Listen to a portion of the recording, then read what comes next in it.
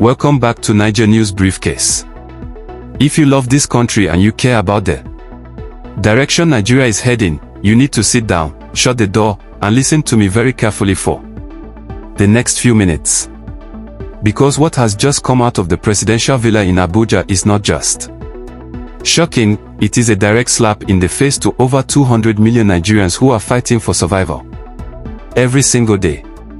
Can you believe that while you are scratching your head thinking of how to buy fuel at over 1,300 Nigerian nairas to 1,596 Nigerian nairas per litre, while mothers are crying in the markets because the price of tomatoes and beans has gone out of reach, a top presidential aide has looked into the cameras and boldly claimed that he does not see the hunger Nigerians are complaining about. He basically said the whole hunger narrative in Nigeria is highly overstated. Today on Niger News Briefcase, we are breaking down this unbelievable statement. We are matching their political PR against the cold, hard, bloody facts on the ground. We will look at what the National Bureau of Statistics is saying, how the opposition is reacting, and why the leaders inside the Abuja rock seem to be living in a completely different galaxy. If you haven't subscribed to this channel yet, do it right now. Smash that notification bell, because on this channel, we don't sugarcoat the truth. Let's get right into the heart of the matter. Let's lay the foundation. The presidency, through its media machinery, has been on a massive defensive run trying to protect President Bola Ahmed Tinubu's economic policies, specifically the fuel subsidy removal and the floating of the naira. But they crossed the line that has thrown the entire Nigerian social media into an absolute frenzy. In a recent public media engagement, a prominent voice from the president's camp dismissed the widespread outcry over food insecurity.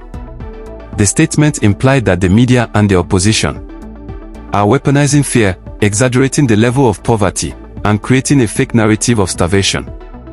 The exact vibe was, where is the hunger? People are still buying cars, people are still going to clubs, markets are full, my country people. When I read this, I had to stop and rub my eyes to make sure I wasn't dreaming.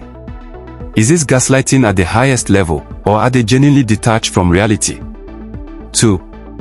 Tell a population where over 130 million people are classified under multidimensional poverty that their hunger is overstated is dangerous politics. It shows an elite class that is completely insulated from the pain of the common man. They travel with state-funded convoys, their feeding is budgeted for by the taxpayers, their food is free, and their healthcare is abroad. How can someone sitting in an air-conditioned office in Oso Rock see the hunger of a man in Ikorodu, or a farmer in Benue, or a trader in Kano?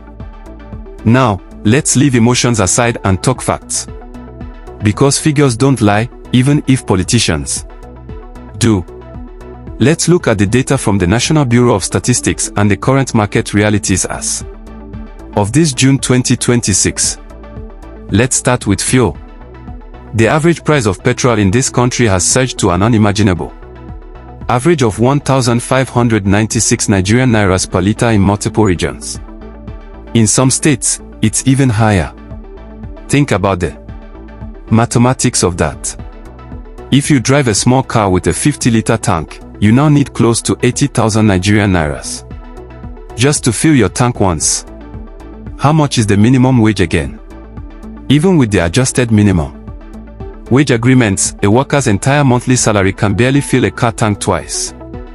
And we all know the golden rule of economics in Nigeria: when fuel prices sneeze, the whole economy catches pneumonia. High fuel prices mean transport owners must double their fares. When transport fares double, the food items coming from the north to the south skyrocket. A basket of tomatoes that used to be accessible is now a luxury item. Inflation is sitting heavily at nearly 16% to 30% depending on the food category. Families are skipping meals. People are doing 010 or 101. Parents are withdrawing their children from schools because they can no longer afford school bus fees due to the fuel crisis.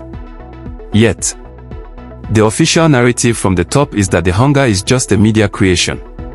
Let me ask you a direct question. Are you seeing the hunger in your neighborhood? Drop a comment right now. Tell me the current price of fuel at the filling station nearest to you today. Let's document the truth right here. As expected, this statement did not drop in a vacuum. It has reignited the political war ahead of the future political alignments. The opposition leaders have jumped on this, and honestly, can you blame them? Leaders like the Labour Party's Peter Obi have come out heavily to condemn the remarks. Obi pointed out that denying the suffering of the masses is the ultimate proof that the current administration has failed to connect with the people they govern. He daily argued that instead of fixing the leaking economic roof, the presidency is busy telling Nigerians that the rain falling on their heads is a figment of their imagination. Also, aides to former Vice President Atiku Abubakar have questioned the transparency of the government's economic spending. They are asking, if there is no hunger, why is the federal government constantly launching ad hoc palliative schemes that never seem to reach the actual poor? Just recently, the federal government announced a poverty intelligence hub to track 140 million poor Nigerians. Think about the irony. On one hand, you say the hunger is overstated, but on the other hand, you are launching an intelligence hub to track 140 million poor people. Which one should we believe? The confusion in policy and PR is loud and clear. Social media is on fire. From X to TikTok, Nigerians are posting videos of their daily market expenses, showing how 10,000 Nigerian nairas can no longer buy a decent basket of basic groceries. The anger is real, it is raw, and it is brewing into a massive political liability for the ruling party. But why does this happen?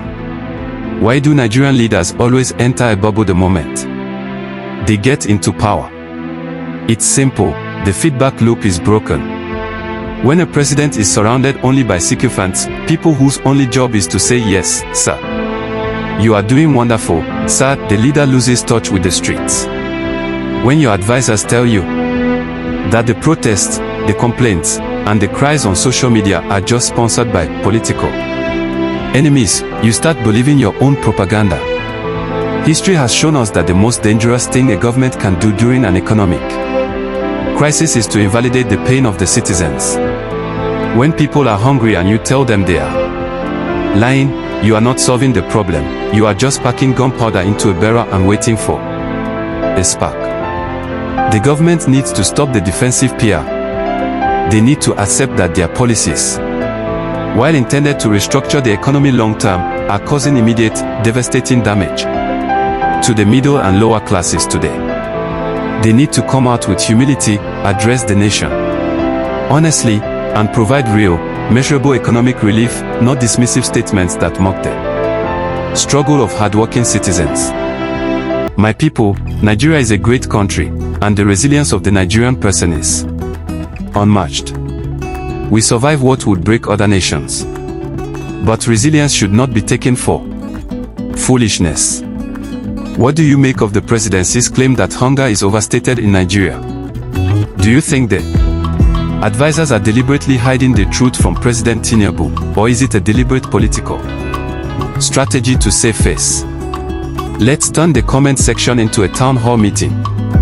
I want to read every single one of your thoughts. If you found value in this deep dive, do me a huge favor, hit that like button right now. It takes less than a second, but it tells the YouTube algorithm that this video matters, helping it spread across the globe. Share this video on your WhatsApp groups, your Facebook pages, and your X accounts. Let's get the truth out there. Thank you for tuning into Naija News Briefcase. My name is your name/handle, and until the next breaking update, keep your eyes wide open, stay safe, and never let anyone tell you your reality is a lie. Bye for now.